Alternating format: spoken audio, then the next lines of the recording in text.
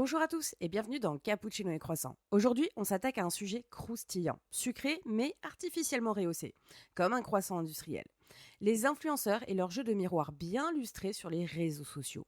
Parce que, soyons honnêtes, est-ce que quelqu'un ici croit vraiment que ces gens se réveillent dans des draps de soie parfaitement repassés, avec un café latte qui, par pure coïncidence, arbore un cœur en mousse impeccablement dessiné?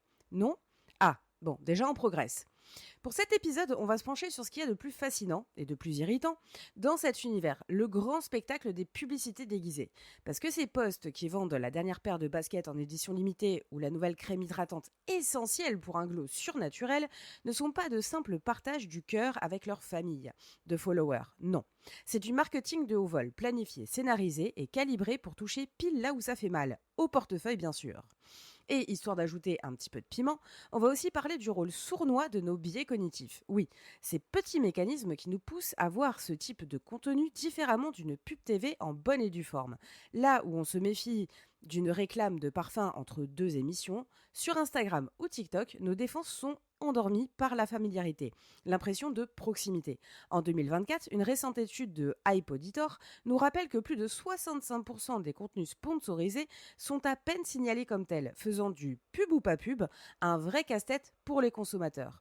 On suit aveuglément, on like des posts sponsorisés sans broncher, et voilà qu'on se retrouve persuadé qu'il nous faut absolument la même bougie en céramique que notre influenceur préféré. Dans cet épisode, on va déchirer un petit peu le rideau et dévoiler l'envers de ce décor trop parfait. D'ailleurs, pour préparer cet épisode, je suis tombée sur la chaîne YouTube de Anna Alonso. Elle décortique brillamment ce monde des influenceurs avec des analyses percutantes et intelligentes. Si vous comprenez l'anglais, je vous recommande vivement d'y jeter un œil car elle met en lumière les aspects qu'on oublie très souvent de questionner. Bref, continuons. D'abord, on verra pourquoi les influenceurs ont tant de facilité à se glisser dans la peau d'un ami bienveillant, alors que chaque publication est soigneusement ficelée pour vendre. Ensuite, on ira jeter un coup d'œil aux coulisses de cette mise en scène millimétrée, des décors au Photoshop en passant par ces fameuses journées parfaites. On ira aussi explorer le cerveau humain, sans scalpel, je vous rassure, pour comprendre pourquoi on avale tout ça, ou presque. Enfin, on terminera sur ce que ça fait à notre santé mentale d'être en permanence confronté à une version filtrée de la réalité et de s'y comparer comme si c'était vrai. On va démêler ensemble ce sac de nœuds qu'on appelle authenticité en ligne et il se peut qu'on ne regarde plus jamais un post d'influenceur de la même manière. Allez, c'est parti!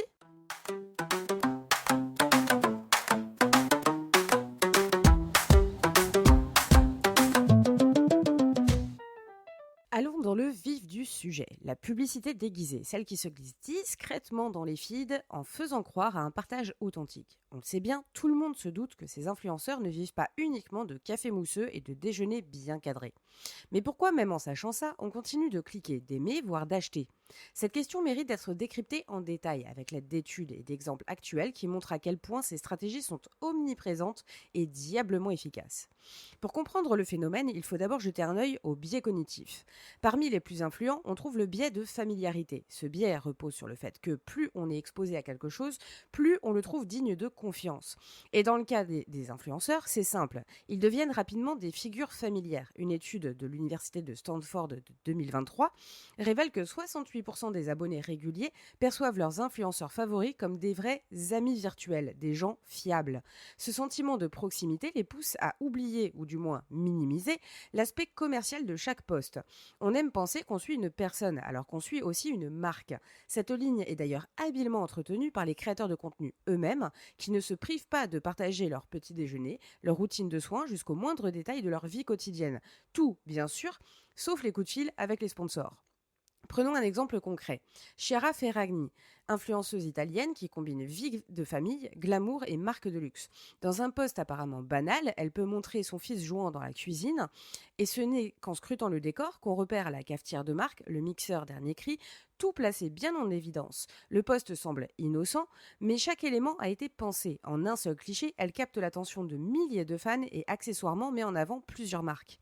Selon Forbes, ce type de publicité déguisée a généré pour elle des revenus de plus de 10 millions de dollars en 2023. 2023.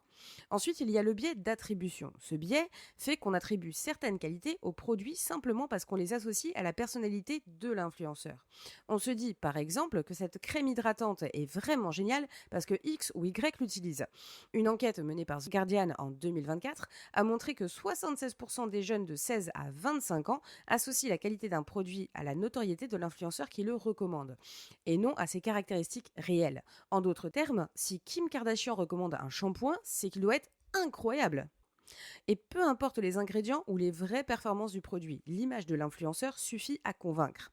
Un autre aspect qui nous piège est l'ambiguïté autour des mentions de partenariat. Parfois, on aperçoit un discret hashtag ad en bas de la description, voire des hashtags moins évidents comme collab ou partenaire. Selon l'autorité de la concurrence en Europe, une enquête menée en 2024 a révélé que 64% des contenus sponsorisés sur Instagram manquent de clarté en ce qui concerne leur caractère publicitaire. Des exemples, il suffit de regarder les profils comme celui de Addison Rae ou de Kylie Jenner, où les collaborations sont subtiles, glissées entre des photos de famille et des stories de voyage. En 2024, cette opacité a d'ailleurs conduit à de nouvelles réglementations en France, obligeant les influenceurs à mieux signaler les partenariats, mais cela reste une bataille constante. Enfin, parlons des placements de produits en mode native advertising, où la pub se font littéralement dans le décor. Prenons le cas de David Dobrik, un influenceur américain, qui a popularisé la technique du placement naturel dans une de ses vidéos. Il conduit une voiture prêtée par une marque de luxe, sans même mentionner que c'est une collaboration. Résultat, la voiture est intégrée si naturellement qu'on ne l'aperçoit même pas comme un produit mis en avant. Une étude du Pew Research Center en 2023 montre que plus de 80% des spectateurs de ce type de contenu ne réalisent même pas qu'il s'agit d'un placement de produit, précisément parce que c'est intégré de manière subtile. On peut aussi par exemple parler des vidéos de préparation de bains absolument géniaux, avec des bougies, plein de snacks, etc. C'est exactement la même chose. En conclusion, si on tombe si facilement dans le piège, c'est parce que notre cerveau nous pousse à voir ces influenceurs comme des proches, à attribuer des qualités au produit en fonction de celui qui le présente et à ignorer les signes subtils qui devraient nous alerter. Tout cela crée une confusion savamment orchestrée pour nous faire oublier que derrière chaque poste authentique, il y a souvent un contrat publicitaire.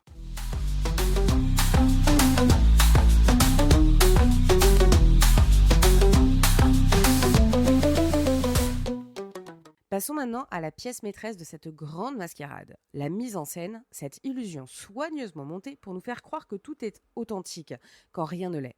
Parce que soyons honnêtes, quand on voit des posts de notre influenceur préféré qui arbore un look impeccable en haut d'une montagne à 5h du matin, on est censé croire que tout ça est spontané. À 5h du matin, la plupart des gens cherchent leur café en tâtonnant. Mais sur Instagram, c'est un festival de pauses méditatives, de visages frais comme la rosée du matin. Commençons par le grand classique, les voyages idylliques. En 2023, Forbes a publié une enquête montrant que plus de 60% des influenceurs admettent organiser leurs vacances en fonction de ce qui est Instagrammable, plutôt qu'authentique. En clair, chaque détail est orchestré, des hôtels design jusqu'aux repas photogéniques. Prenons l'exemple de Gaby Hanna, une influenceuse bien connue aux États-Unis, qui a révélé dans une interview qu'elle planifiait ses voyages autour des photos qu'elle pouvait y prendre. Elle s'est même retrouvée, selon ses propres mots, à poser pour des photos à côté d'une piscine magnifique dans laquelle elle n'a jamais osé se baigner de tout le séjour, parce que la réalité des lieux était loin de la magie des filtres. Ce genre de récit expose la réalité derrière le décor, qui devient plus un studio de shooting qu'un véritable lieu de détente. Ensuite, parlons des fameuses journées parfaites sur Instagram. Chaque journée est un festival de petits déjeuners colorés, de moments off face caméra et de séances de yoga sur une terrasse baignée de soleil. En 2024, une étude de l'université de Leeds a révélé que 72% des utilisateurs de réseaux sociaux se sentent stressés par cette perfection omniprésente, se demandant pourquoi leur vie ressemble plus à un épisode de Bureau des plaintes qu'à une comédie romantique. Des influenceurs comme Essena O'Neill, célèbre pour ses confessions brutales sur la fausseté des publications, a admis que tout, jusqu'à la coupe de fruits dans l'assiette, est calculé pour que la photo soit parfaite. En réalité, cette assiette finit souvent à la poubelle une fois la photo prise. Parce que oui, personne n'a envie de manger des fraises sous 3 kilos de glaçage rose tous les matins. Ce faux décor ne serait pas complet sans mentionner l'omniprésence des retouches. On parle souvent de la beauté naturelle de ces influenceurs, mais en réalité, la plupart des photos passent sous les pinceaux digitaux avant d'atterrir sur nos écrans. Kim Kardashian a même admis utiliser des applications de retouches pour améliorer ses selfies, et elle n'est pas la seule. D'après une enquête du Guardian en 2024, 85% des influenceurs avouent retoucher leurs photos de façon régulière, même si c'est subtil. Des filtres doux pour la peau, des ombres pour accentuer les traits, et parfois même une silhouette légèrement modifiée. Résultat, on consomme du contenu ultra retouché sans même le réaliser, et ça affecte notre perception de la réalité. Mais quel est l'impact de cette mise en scène millimétrée sur les followers? Eh bien, ça alimente une comparaison constante. Et on ne parle pas ici de la comparaison saine. Quand on est confronté jour après jour à des versions idéalisées de la vie, on finit par se dire que quelque chose ne tourne pas rond dans la nôtre. Selon une étude de Psychology Today en 2023, cette exposition continue au faux parfait entraîne une augmentation de 57% des niveaux d'anxiété et de frustration, surtout chez les jeunes adultes qui se sentent poussés à imiter ce qu'ils voient. Pourquoi? Parce que notre cerveau adore les illusions parfaites. Elle nous aspire dans cette envie de sans défaut, et même quand on sait que tout est faux. Ce phénomène est amplifié parce qu'on appelle l'effet de contraste. Plus on est exposé à des versions idéalisées, plus notre propre réalité nous semble fade. Et cette comparaison entraîne souvent un mal-être diffus, une impression de ne jamais être assez.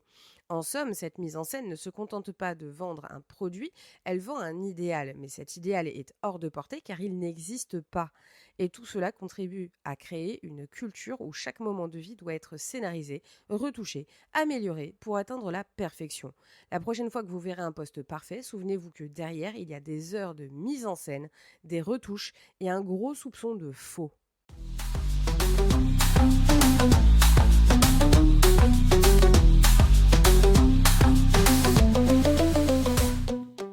Abordons maintenant ce qui relève presque de la sorcellerie moderne, le marketing des influenceurs sur les réseaux sociaux.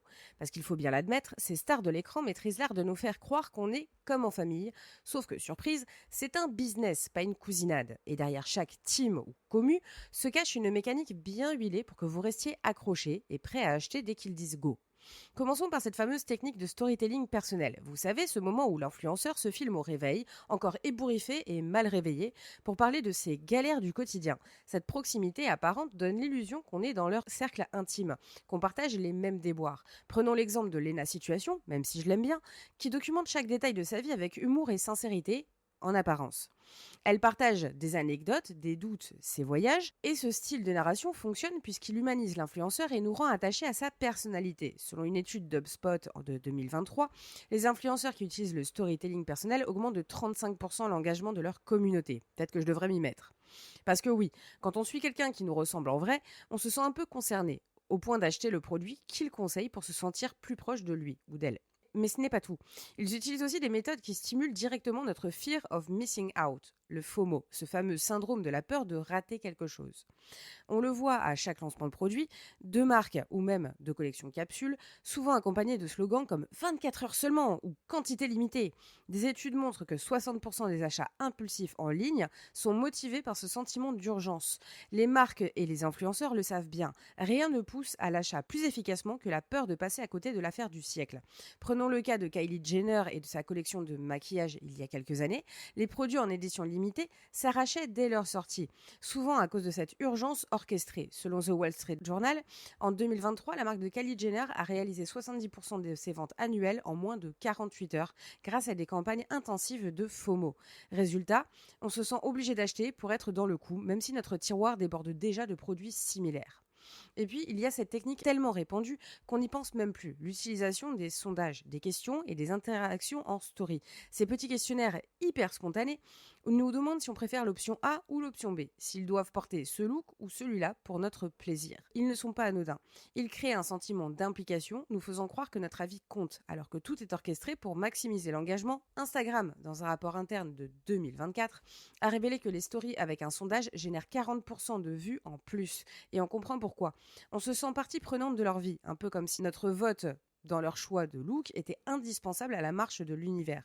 En somme, ils transforment leur audience en participants, ce qui est redoutablement efficace. Enfin, il faut mentionner le rôle des algorithmes dans cette danse bien rodée. Les réseaux sociaux adorent le contenu qui maintient leur audience connectée, et les posts d'influenceurs sont amplifiés par les algorithmes pour cette raison même. Plus vous réagissez aux stories et aux posts, plus les plateformes s'assurent de vous en montrer. D'après Social Media Today en 2024, les contenus des influenceurs ont 70% de chances supplémentaires d'être affichés dans le fil des utilisateurs qui interagissent régulièrement avec eux. Les plateformes jouent ici le rôle de complices, amplifiant ce contenu additif pour nous garder scotchés à l'écran. Et voilà comment, en utilisant des techniques de storytelling, de FOMO, et en jouant sur l'algorithme, les influenceurs réussissent à nous embarquer dans une relation qui ressemble à de l'amitié, mais qui est en réalité un modèle de marketing. On se croit amis, ils nous voient en chiffres d'audience. Et tout cela a des effets concrets sur notre santé mentale, surtout chez les jeunes qui se retrouvent happés dans cette quête perpétuelle du comme eux.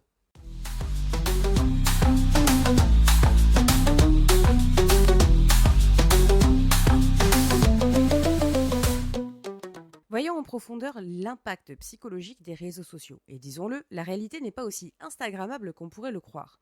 Ce marketing constant, cette comparaison incessante et cette perfection de façade ont des conséquences tangibles, particulièrement chez les jeunes. Ce n'est pas seulement une question de déception, mais de santé mentale, de dépression et d'anxiété, qui, dans les cas les plus sévères, plongent certains dans des réalités bien sombres. On parle de réseaux sociaux comme de plateformes de partage, mais les retombées psychologiques de ce partage virtuel sont bien réelles et souvent dangereuses. Pour appuyer cet état des lieux, revenons-en aux faits. Selon l'American Psychological Association, APA, qui a publié en 2023 un rapport crucial, l'usage intensif des réseaux sociaux est associé à une augmentation de 30% des syndromes dépressifs et de 45% des syndromes anxieux chez les jeunes adultes. L'APA cite notamment le phénomène de la comparaison sociale ascendante. En voyant constamment des vies idéalisées et mises en scène, les jeunes se comparent systématiquement à ces versions parfaites des autres, oubliant que, comme souligne l'étude, ce qu'ils voient n'est souvent que la pointe de l'iceberg. Un exemple frappant de cette dynamique est l'influence des stories et des publications de voyages. Ces images de vacances paradisiaques, ces repas parfaits et ces selfies sous une lumière flatteuse donnent l'impression que le bonheur est constant et atteignable pour tous, sauf pour nous, bien sûr. Une étude de l'Université de Leeds de 2024 a montré que 72% des utilisateurs de réseaux sociaux se sentent découragés ou frustrés après avoir passé plus de 30 minutes à parcourir leur feed, avec un impact encore plus marqué chez les jeunes de 18 à 24 ans. Selon les chercheurs, cette frustration vient directement de la comparaison inévitable et de l'idéalisation de la vie des autres. À noter que les jeunes femmes sont plus affectées, 65% d'entre elles déclarant ressentir une pression sociale intense à être parfaites elles aussi, comme ces influenceuses qu'elles admirent. Et cette quête d'une perfection impossible mène à une insatisfaction constante. Plusieurs influenceurs ont d'ailleurs pris la parole pour exposer les pressions auxquelles ils sont eux-mêmes soumis. Emma Chamberlain, icône de YouTube et Instagram, a récemment révélé dans un podcast que la pression de toujours montrer une vie enviable avait créé chez elle une anxiété persistante.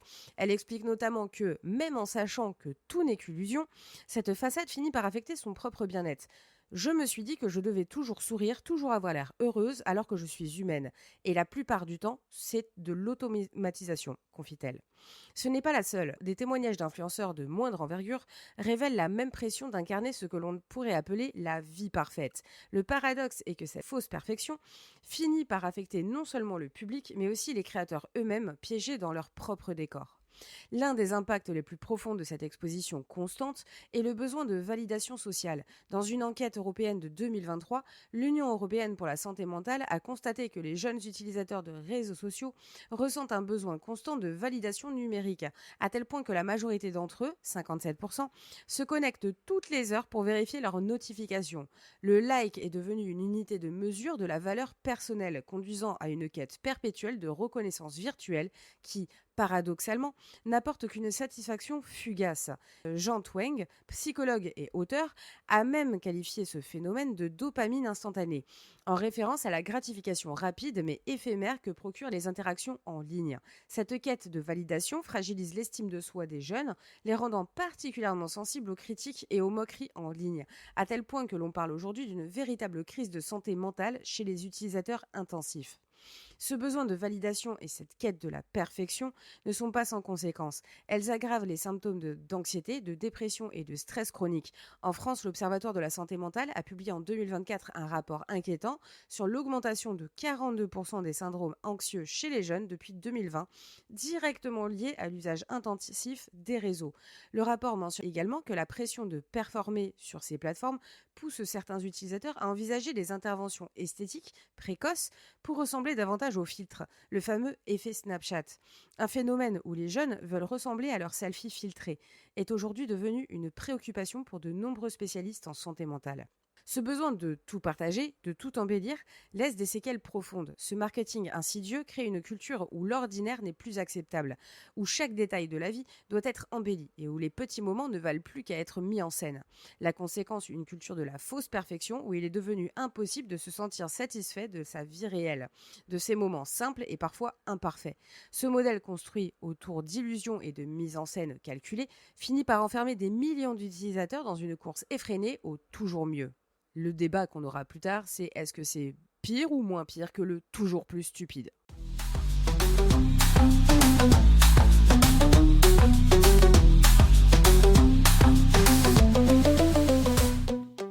Et voilà, on a navigué à travers ce dédale d'illusions, de publicités déguisées et de scénarios impeccablement millimétrés. Parce qu'en fin de compte, tous ces likes et hashtags parfaits cachent un monde où la transparence et l'authenticité sont aussi rares que des photos de vacances sans filtre. Vous avez vu le tableau. Les influenceurs qui transforment chaque post en publicité à peine voilée, la quête désespérée de validation et le stress qui en découle pour les abonnés. Mais alors, que faire de tout ça? Premier réflexe, facile à dire mais essentiel, un bon vieux filtre mental. Chaque fois qu'on tombe sur une story qui nous donne l'impression que notre vie n'est pas assez, demandez-vous où se cache le marketing dans cette image. Une astuce rapide, cherchez le hashtag sponsorisé discret ou posez-vous la question. Est-ce vraiment spontané ou est-ce que tout a été calibré au millimètre pour vous captiver? Soudain, ce café du matin pris à l'arrache vous semblera peut-être un peu moins authentique. Ensuite, partageons nos impressions et creusons ensemble, parce que cette conversation ne doit pas s'arrêter là. Alors, laissez-moi vos réflexions en commentaire ou venez en débattre directement sur mes réseaux sociaux de Cappuccino et Croissant ou sur le site internet. Qu'est-ce qui vous a surpris? Où avez-vous commencé à sentir que la ligne entre le marketing et la réalité devenait un petit peu trop floue? Et si cet épisode vous a parlé, si vous sentez que ces sujets méritent qu'on les décode et les décompose un peu plus, pensez à soutenir le podcast. Un petit don, un grand soutien. Ça aide à faire durer l'aventure et à creuser encore plus loin. Pour ça, rien de plus simple, le lien est dans la description ou bien sur le site capcroissantmedia.com. Alors la prochaine fois que vous verrez un post aux airs parfaits, souvenez-vous de ce qu'on a discuté. Le parfait, c'est un outil marketing. Et maintenant, à vous de démêler le vrai du faux. Merci d'avoir écouté et à bientôt pour la prochaine dose de réalité servie avec un bon cappuccino. Allez, salut!